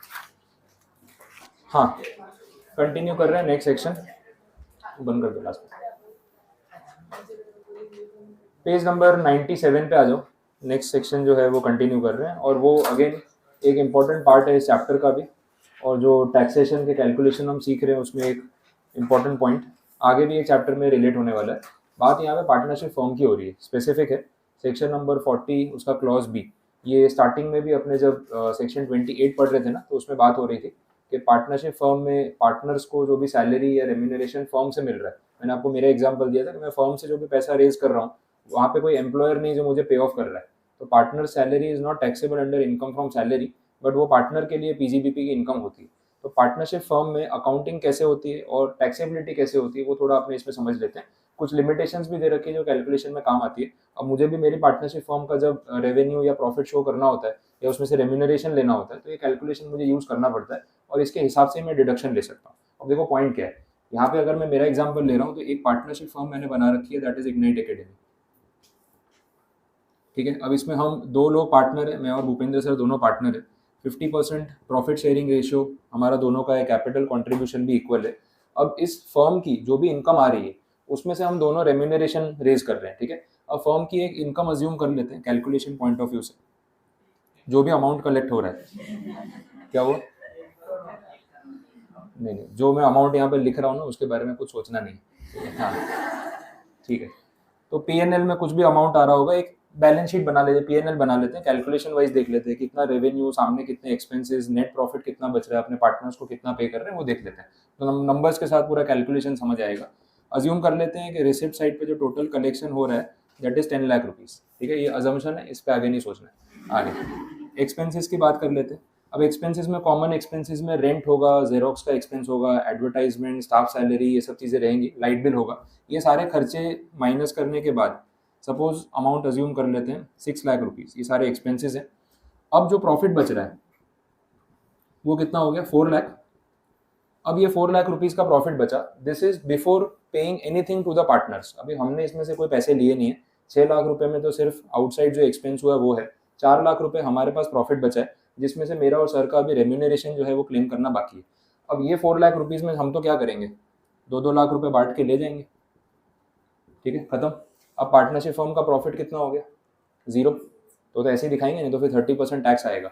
तो हम लोग अगर ये चीज़ अलाउ कर दी जाए तो मैं पार्टनरशिप फर्म में 1 रुपए का भी प्रॉफिट क्यों शो करूंगा। उसका रीज़न है ना, हम 2 इंडिविजुअल्स अपना अपना रिटर्न ऑफ इनकम तो फाइल करते ही हैं, और एक रिटर्न जो है ना हमें फर्म के नाम से भी फाइल करना पड़ता है। तो एक्चुअली में यहाँ पे पैन नंबर के हिसाब से 3 एंटिटीज है, 2 इंडिविजुअल्स है, एक फर्म है। मेरे फर्म का पैन कार्ड अलग है, उसका बैंक अकाउंट अलग है, इसका रिटर्न अलग फाइल होता है, हमारा इंडिविजुअल रिटर्न अलग फाइल होता है। तो जो पैसा फर्म कमा रही है वो उसके हिसाब में दिखेगा और उसका रिटर्न फाइल होगा। उसमें से हमारे पास जो रेम्यूनरेशन आ रहा है वो हमारा इंडिविजुअल इनकम हो गई। तो ये मेरी इंडिविजुअल रिटर्न के अंदर ये अमाउंट टैक्सेबल दिखने वाला है, ऐसा कैलकुलेशन हो रहा है। अब इंडिविजुअल पे टैक्स कौन सा एप्लीकेबल होता है, स्लैब रेट से, और फर्म पे कौन सा टैक्स एप्लीकेबल होता है, फ्लैट 30%। तो ये तो महंगा पड़ता है ना। तो मैं तो एज अ पार्टनर यही कोशिश करूंगा कि फर्म का टैक्स जितना कम आता है या जितना उसकी टैक्सेबल इनकम लो आती है उतना मेरे लिए अच्छा है, और लो में अगर पूरा जीरो दिखाने को मिलता है तो बेस्ट है। मैं क्यों 30% पे टैक्स पे करूँ। तो हम क्या करेंगे, 4 लाख रुपए आधे आधे दोनों बांट लेंगे। इंडिविजुअल के ऊपर आपको पता है स्लैब रेट लगेगा, और इसमें तो 2.5 लाख का बेसिक एग्जेम्पशन भी मिलेगा। तो ना इधर टैक्स भरना पड़ेगा ना इधर टैक्स भरना पड़ेगा। समझ आ रहा है। डिपार्टमेंट को भी तो मालूम था कि लोग ऐसे ही करने वाले हैं। तो फिर अगर ये चीज़ होगी तो पार्टनरशिप फर्म पे टैक्सेबिलिटी कभी आएगी नहीं। पूरे इंडिया में एक पार्टनरशिप फर्म ऐसी नहीं होगी जो 1 रुपया भी फर्म के नाम से टैक्स भरे। सब पार्टनर्स यही करने वाले। तो इसके ऊपर लिमिट लगाने के लिए एक सेक्शन फ्रेम किया, that is section 40 clause B, जो हम यहाँ पे पढ़ रहे हैं। उसमें उन्होंने ऐसा बोला कि आप पार्टनरशिप फर्म में जितना भी प्रॉफिट अर्न कर रहे हो बिफोर पेइंग द पार्टनर्स, उसमें से पूरा पैसा इस तरीके से लेके नहीं जा सकते। नहीं तो 30% वाले में तो हमें कोई टैक्स नहीं मिलेगा। इसके ऊपर एक मैक्सिमम कैप लगा दिया कि इसमें से पार्टनर्स रेम्यूनरेशन के नाम पे कितना खर्चा आप क्लेम कर सकते हो। ठीक है, मैक्सिमम कैप लगा दिया। और वो कैलकुलेशन ही हमें देखना है कि हम कितना मैक्सिमम क्लेम कर सकते हैं और कितना फर्म के अकाउंट में कंपलसरीली टैक्सेबल होगा वो देखना है। अब ये सेक्शन की बात कर लेते हैं, 40 क्लॉज बी जो बोला हुआ है। इसमें एक टर्म यूज किया, उसको बोल रहे हैं बुक प्रॉफिट। बुक प्रॉफिट पता है क्या अपने केस में, ये लिख देता हूँ, this is book profit. Book profit का मतलब पार्टनर को रेम्यूनरेशन पे करने से पहले जो प्रॉफिट फर्म ने कमाया उसको क्या बोल रहे हैं, दैट इज बुक प्रॉफिट। अब पॉइंट ये है कि इसमें से हम लोग कितना रेम्यूनरेशन क्लेम कर सकते हैं। बाइफर्केशन ऐसे किया हुआ है, फर्स्ट 3 लाख रुपीज, ठीक है, first 3 lakh rupees of book profit, इस पे एक लिमिट लगा दी। वो लिमिट है 90% ऑफ दिस बुक प्रॉफिट और ₹1,50,000 which ever is higher.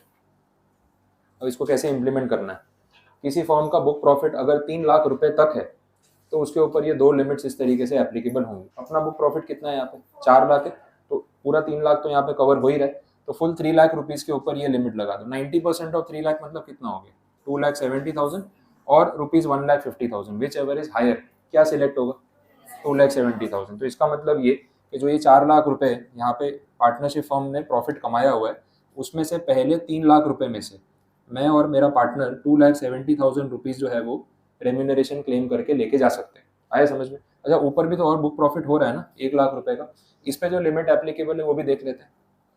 3 lakh से ऊपर जितना भी बुक प्रॉफिट हो रहा है उसका 60% इतना रेम्यूनरेशन हम क्लेम कर सकते हैं। अब अपने केस में कितना है, 1 लाख रुपए, इस 1 लाख पे कितना क्लेम कर सकते हैं, 60%, मतलब कितना हो गया 60,000।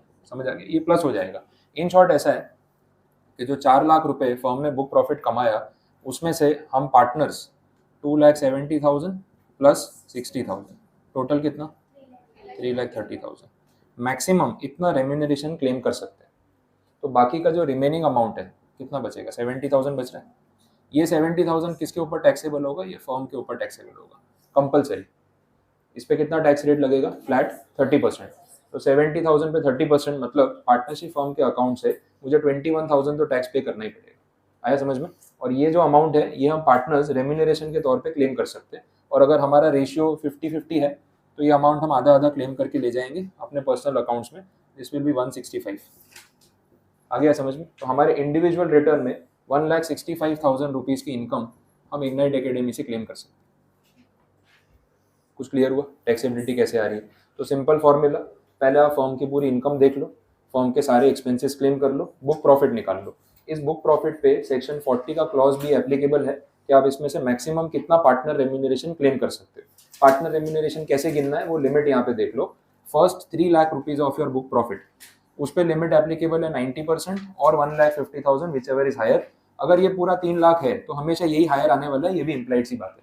बट अगर किसी का बुक प्रॉफिट 3 लाख रुपए ना हुआ हो तो फिर ये नंबर में से कुछ भी हो सकता है। अब अपना तो क्या 4 लाख रुपए बुक प्रॉफिट था, किसी का बुक प्रॉफिट ही 1,20,000 हो तो उसका 90% और 1,50,000 विच एवर इज हायर में ये वाला आंसर भी आ सकता है। तो दैट डिपेंड्स। ठीक है, अब 3 लाख रुपए से ऊपर जितना भी अपना बुक प्रॉफिट हो रहा है, अब वो 3 लाख से 4 लाख है, 3 लाख से 5 लाख है, डिपेंड करता है, उसका 60% इतना रेम्यूनरेशन पार्टनर क्लेम कर सकते हैं। तो हमने वही कैलकुलेशन यहाँ पे किया कि इस ब्लॉक में हम 2,70,000 पूरा क्लेम कर सकते हैं, और इस ब्लॉक में क्योंकि हमारा बुक प्रॉफिट 4 लाख रुपए तक था तो 3 से 4 लाख के बीच में 1 लाख रुपीज़, 1 लाख पे 60% मतलब कितना हो गया 60,000। तो ये भी हम क्लेम कर सकते हैं। तो दोनों को जब ऐड किया तो पता चला कि टोटल पार्टनर्स रेम्यूनरेशन कितना हम क्लेम कर सकते हैं और बाकी का टैक्स तो फर्म को ही भरना पड़ेगा। तो रिमेनिंग अमाउंट आ गया 70,000, जिस पे फर्म की टैक्सेबिलिटी 30% पे होगी। ये पैसा हम दोनों पार्टनर्स आधा आधा क्लेम कर लेंगे और स्लैब रेट हमारे ऊपर एप्लीकेबल होगा, हमारे रिटर्न में दिखेगा। और ये पैसा हमारे लिए कौन से हेड में टैक्सेबल होगा? पीजीबीपी। हमने देखा ना, पार्टनर्स का रेम्यूनरेशन उनके लिए पीजीबीपी इनकम होती है। तो इस तरीके से फर्म का पूरा कैलकुलेशन जो हमें यहाँ पे देखना होता है। अब इसमें कुछ नहीं समझ आया, कुछ कंफ्यूजन है तो बोलो। कैलकुलेशन में कुछ क्वेरी? मैं एक आध और एग्जांपल भी ले लेता हूँ तो क्लियर हो जाएगा। और यहाँ पे जो काम का नहीं है वो हटा देता हूँ।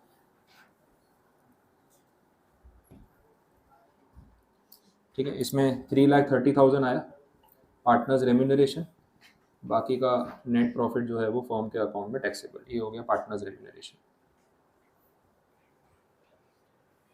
बुक प्रॉफिट चेंज कर देते हैं।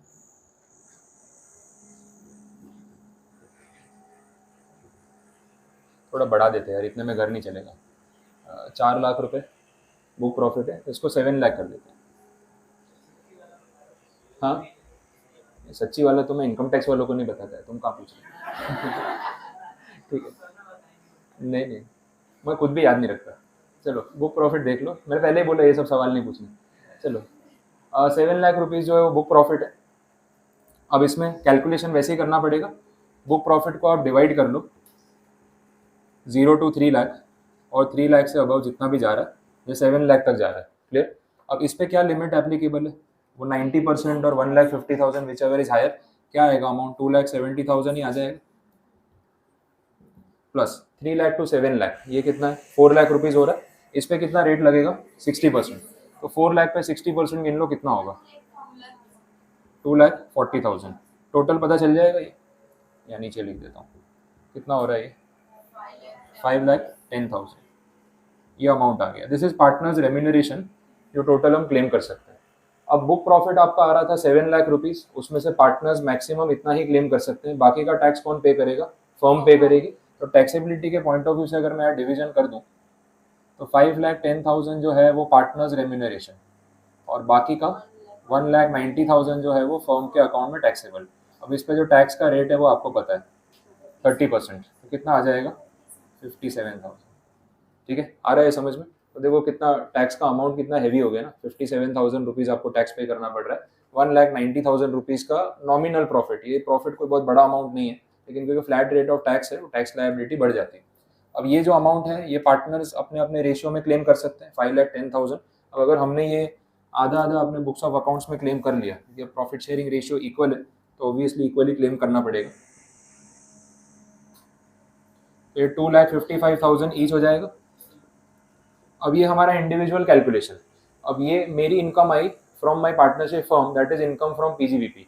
अब इसमें मेरी बाकी की इनकम ऐड होगी, बाकी 4 हेड्स में अगर और कोई इनकम अर्न कर रहा हूँ तो क्लबिंग सेट ऑफ होगा, डिडक्शंस होंगे, फाइनली मेरी यहाँ से टोटल इनकम आएगी। उसके ऊपर जो मैं टैक्स पे करूंगा वो कौन से रेट से होगा? वो स्लैब रेट के हिसाब से होगा। क्लियर है? तो वो कैलकुलेशन सेपरेट हो गया, फर्म का कैलकुलेशन सेपरेट हो गया। अच्छा, मुझे इंडिविजुअली भी तो टैक्स पे करना पड़ेगा ना, अगर मैं टैक्सेबल इनकम आ रही है तो ये टैक्स पे कर रहा हूँ वो अलग, मैं मेरा इंडिविजुअल टैक्स पे कर रहा हूँ वो अलग, सर का अकाउंट है वो अपना रिटर्न भर रहे हैं उसमें भी टैक्स पे हो रहा है। तो कहीं ना कहीं टैक्स लायबिलिटी इन टोटल अच्छा खासा अमाउंट बन जाता है। इतने नंबर पे नॉमिनल नंबर है, लेकिन उसके ऊपर भी 3 एंटिटीज टैक्स पे करेंगी, तो अच्छा खासा अमाउंट जो है वो टैक्स के फॉर्म में चला जाएगा। अब क्योंकि ये अमाउंट आप देख लो, फॉर्म पे कितना टैक्स आ रहा है? 57,000। अब एडवांस टैक्स याद करो, 10,000 रुपये से ऊपर टैक्स लायबिलिटी। तो अब मुझे ये अमाउंट जो है ना वो क्वार्टरली बेसिस पे एवरेज करके पे कर देता हूँ। भाई मुझे पता है कि अगर मान लो इतना टैक्स आने वाला है तो मैं 10,000 15,000 एवरेज हर क्वार्टर में पे करके रख दूंगा। एक्चुअली एडवांस टैक्स वाला सिस्टम है ना, कन्वीनियंट है, वो बर्डनसम नहीं है। अब मुझे ना साल के एंड में कोई बोलेगा 57,000 ये टैक्स भरो, इंडिविजुअल पे भी तो आएगा वो 10-15-20,000 रुपये, वो टैक्स भरो, तो मेरा तो एक साथ 80-90,000 रुपये निकल जाएगा टैक्स पे करने में। बट मुझे पता है कि साल के एंड में देना है, तो मैं क्वार्टरली 15-15,000 भर दूँ ना, तो रिकरिंग इनकम में से निकल जाता है। ईयर एंड पे मुझे मालूम है मैं 60,000 ऑलरेडी पे करके बैठा हूँ, अब सिर्फ रिटर्न भरना है। सरप्लस भर दिया होगा तो रिफंड आ जाएगा, और अगर कुछ भरना भी पड़ा ऊपर तो 2-4 हज़ार से ज़्यादा नहीं होगा। ये कैलकुलेशन जो एक ऑन एन एवरेज कर ली होगी। तो ये एडवांस टैक्स वाला सिस्टम तो उल्टा कन्वीनियंट है, पे करने वाले को बर्डनसम नहीं लगता है, क्योंकि आपसे एक साथ में 60,000 मांगूंगा ना, आपको ज़्यादा लगेगा। लेकिन ये 10-10, 15-15 हज़ार करके पूरे साल में भरना होगा, तो एक बार वो मैनेज हो जाएगा। वैसे ये पूरा कैलकुलेशन फॉर्म के केस में रहता है, आपको नोट करना है तो आप लिख के रख सकते हो, बाकी कंडीशंस फिर मैं बता देता हूँ इसके हिसाब से। चलो बातें नहीं। हाँ, कुछ क्वेरी है, कुछ नहीं समझ आया इसमें, कैलकुलेशन में कोई भी डाउट? समझ आ गया पार्टनरशिप फर्म वाला केस? इसमें कुछ थियरी पॉइंट्स है वो कंप्लीट कर लेते हैं उसके साथ।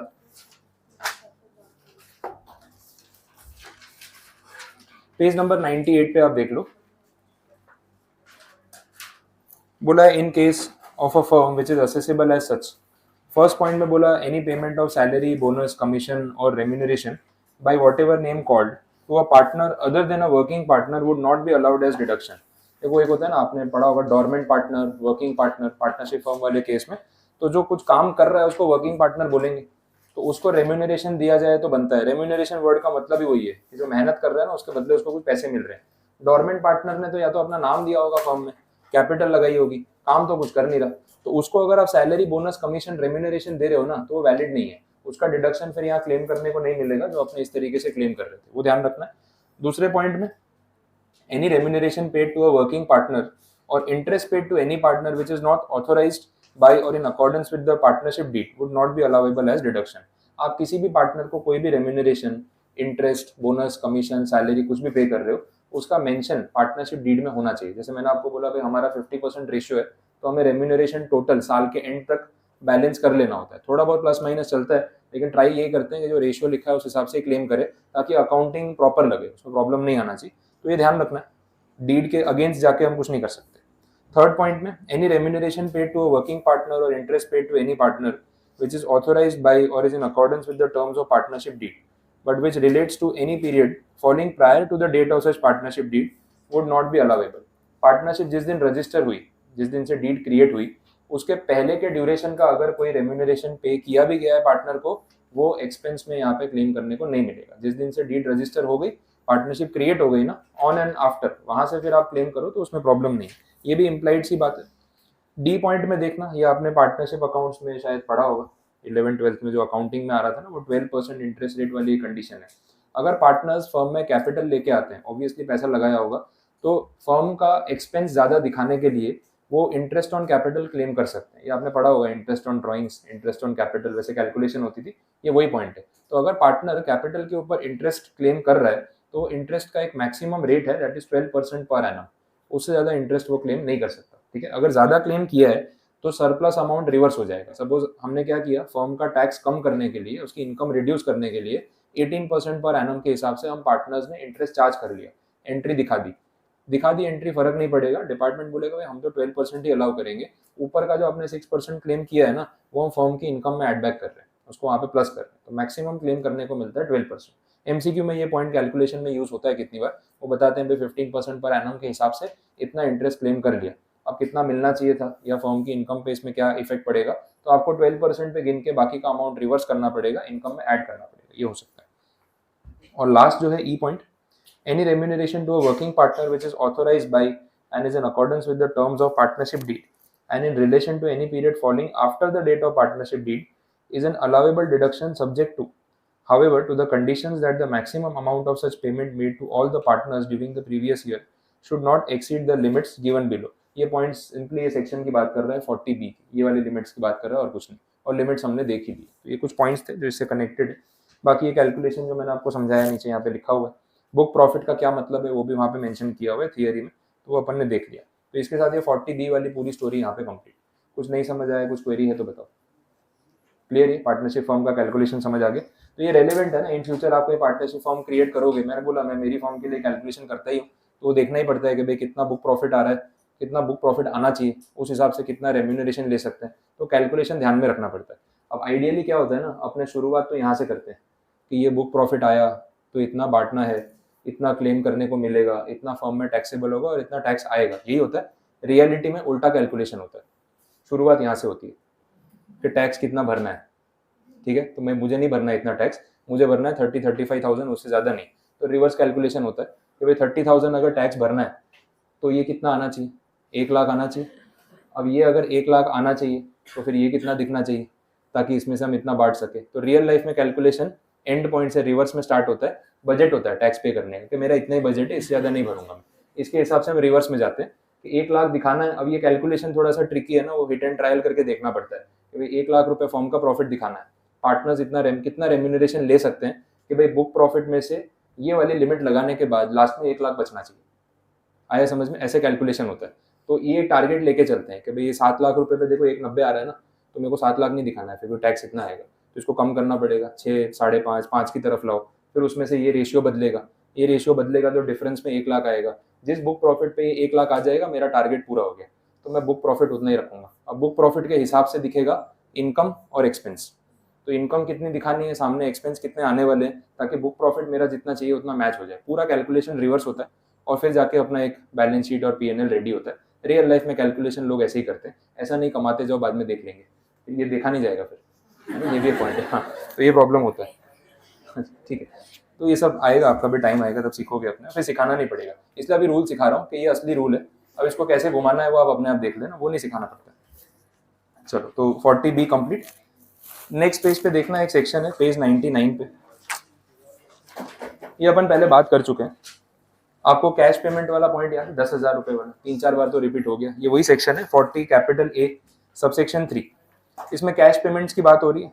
अगर आप बिजनेस में कोई भी एक्सपेंडिचर कर रहे हो, वहां तो हम असेट की बात कर रहे थे, बिजनेस पेमेंट्स में भी ये रूल कॉमनली एप्लीकेबल है। अगर आप किसी को भी बिजनेस में पेमेंट कर रहे हो और एक दिन में एक बंदे को आपने पेमेंट किया 10,000 रुपए से ऊपर, तो वो एक्सपेंस डिसअलाउ हो जाएगा। तो 10,000 से ऊपर का एक्सपेंस है, उतने का बिल अमाउंट है, तो आपको पेमेंट कैश में नहीं करना है। अकाउंट पे ही चेक, अकाउंट पे ही ड्राफ्ट, ऑनलाइन सारे सिस्टम, बैंकिंग, इंटरनेट बैंकिंग सब चलेगा, लेकिन अदरवाइज कोई और मोड नहीं चलेगा। अच्छा, क्रॉस चेक भी नहीं चलेगा, बेरर चेक भी नहीं चलेगा। क्रॉस चेक और बेरर चेक जो है वो कैश के बराबर माने जाते हैं। क्रॉस चेक में तो किसी का भी नाम भर सकते हो, कोई भी अकाउंट में जा सकता है। बेरर चेक तो कोई एनकैश भी कर सकता है, तो उसमें फिर तो चेक का कोई मतलब ही नहीं रहा। तो अगर चेक से पेमेंट हो रहा है ना, तो अकाउंट पे ही चेक जो है वो मैंडेटरी है, वो यहाँ पे लिखा हुआ है। तो 10,000 वाली कंडीशन सेम है। प्रिस्क्राइब इलेक्ट्रॉनिक मोड्स में कौन कौन से अवेलेबल है वो सारे लिखे, तो कोई ऐसा पॉइंट बाकी नहीं रखा। यूपीआई से लेके आरटीजीएस, एनईएफटी, डेबिट कार्ड, सब कुछ ही आ गया। बाकी पॉइंट्स देख लो नेक्स्ट पेज पे। नेक्स्ट पॉइंट में ध्यान दो, वो थियरी बैरेट की लैंग्वेज में लिखी है, थोड़ा डिटेल्ड है, मैं शॉर्ट में बता रहा हूँ आपको। कुछ पर्टिकुलर केसेस में ये अलाउ किया जाता है कि अगर 10,000 रुपए से ऊपर किसी को एक दिन में कैश आप दे भी दो, तो वो खर्चा डिसअलाउ नहीं करेंगे। मतलब एक्सेप्शनल सर्कमस्टेंसेज में 10,000 से ऊपर के पेमेंट्स अलाउ किए जाते हैं। उसकी जो लिस्ट है वो दे रखी है रूल 6DD में, आपको रेफरेंस दिख जाएगा, प्रोविजो के लास्ट में मैंने लिखा है। वो पूरा पैराग्राफ इतनी बात बोल रहा है जो मैंने आपको शॉर्ट में बता दी कि 10,000 रुपए से ऊपर अगर पेमेंट करना है तो कुछ सर्कमस्टांसेस में गवर्नमेंट ने लीगली अलाउ किया है कि आप पे कर दो, खर्चा क्लेम कर लेना। तो बोला कौन से ट्रांजेक्शन है, तो बोला ये रूल पढ़ लो, इसकी लिस्ट हमने बना रखी है, इसमें से कोई भी ट्रांजेक्शन हुआ तो कोई ऑब्जेक्शन नहीं है, और वो लिस्ट नीचे दे रखी है, तो घर पे बैठ के आराम से पढ़ना कौन कौन से ट्रांजेक्शन है। ये सारे ट्रांजेक्शन में आपको 10,000 से ऊपर कैश पेमेंट अलाउ किया गया। अब ये एमसीक्यू में वो all of the above, none of the above, 1, 2 और 3, वो वाले जो एमसीक्यू पूछते हैं ना, उसमें ऐसी लिस्ट काम आ सकती है। तो एटलीस्ट आपको ऑप्शन देख के याद आ जाए कि हाँ ये ट्रांजेक्शन लिस्ट में था, उतना एफर्ट तो करना पड़ेगा, उसको इग्नोर करके नहीं जा सकते। और इसके पहले ऊपर एक और प्रोविजो है, रूल स्टार्ट होने से पहले, वो 35,000 वाला अमाउंट आपको दिख रहा होगा। ये एक स्पेसिफिक केस है, अगेन लीजिंग, प्लाइंग, हायरिंग, ये सब बोला जाता है, मतलब transport business. In short, transport business में कैश पेमेंट आप 35,000 तक करोगे ना, तो उसका एक्सपेंस आपको क्लेम करने को मिल जाएगा। अब ट्रांसपोर्ट बिजनेस जो है ना, गवर्नमेंट थोड़ा इनको संभाल के चलती है। ट्रांसपोर्ट वालों को ज़्यादा नाराज नहीं करना चाहिए, क्योंकि उनकी वजह से इकोनॉमी में बहुत ज़्यादा कंट्रीब्यूशन है, और एक दिन ये हड़ताल करके बैठ जाते हैं ना, तो गवर्नमेंट टेंशन में आ जाती है कि क्या होगा, क्योंकि ट्रांसपोर्टेशन के बिना काम चलेगा नहीं। तो इनके लिए थोड़ा बहुत रिलैक्स्ड रूल्स आपको यहाँ पे देखने को मिलते हैं। आगे भी एक सेक्शन में ऐसा पॉइंट आएगा प्रिजम्पटिव इनकम में। अभी यहाँ पे बोला कि ट्रांसपोर्टर को आप पेमेंट कर रहे हो, अब ट्रांसपोर्ट के काम में ना वो चेक और ऑनलाइन पेमेंट और नेट बैंकिंग कभी कभी इनकन्वीनियंट भी हो जाता है, क्योंकि वो ट्रक लेके आया, सामान अनलोड किया, पैसा लिया, चला गया, तो कैश पेमेंट वो मांगेगा, ऑन द स्पॉट करना भी पड़ेगा। तो बोला 10,000 की लिमिट बहुत कम हो जाएगी, तो इनके लिए लिमिट बढ़ा के 35,000 कर देते हैं। बाकी बिजनेस के लिए 10,000 ही रहेगी वैसे, तो स्पेशल केस है ये, वो लिमिट ध्यान रखना। बाकी 6DD वाले रूल की लिस्ट को आपको एक बार रीड आउट करना पड़ेगा। नेक्स्ट पेज पे देख लो, ये सेक्शन खत्म कर लेते हैं। सब सेक्शन 7 बोला है प्रोविजन फॉर ग्रेच्युटी। ये भी बहुत इजी आंसर है। ग्रेच्युटी के बारे में अपने लेबर लॉज में पढ़ रहे थे ना, एक लमसम अमाउंट मिलता है आपको रिटायरमेंट के टाइम पे।